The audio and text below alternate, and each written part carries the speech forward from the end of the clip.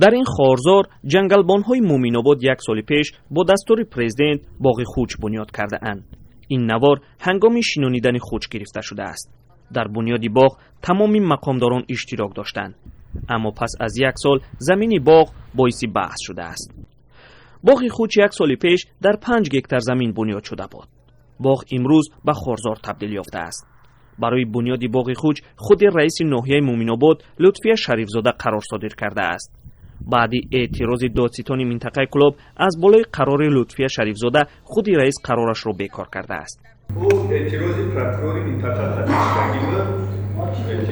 سببی که در همون موضعی که فوتبال شدگی بود ساختمانی خودسرانه.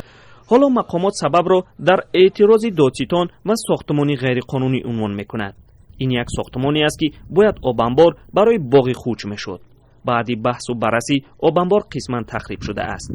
سرمعمار ناحیه میگوید یک سبب دیگری بیکار شدن قرار در آن است که خوچ باغ در زمین فرودگاه بوده است. در پونت‌های آخری قرار در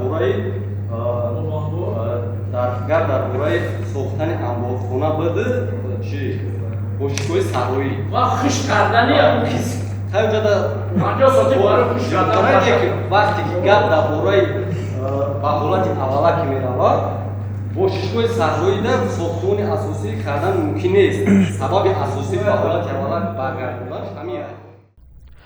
اما در جای خوچ باغ از فرودگاه خبری نیست. تا شینانیدن خوچ این مکان سنگزار بوده است. بعدی دستور پرزیدنت در این مکان شینانیدن خوچ را آغاز نموده اند. این نهال میوه خوچ است که همگی چند دانه خوچ گرفته است. سال 2021 پرزیدنت تاجیکستان به جنگلبان‌ها سپارش داده بود که باغ خوچ بنیاد کنند. الکی در ناحیه مومین‌آباد یک باغ خوچ بنیاد شده است.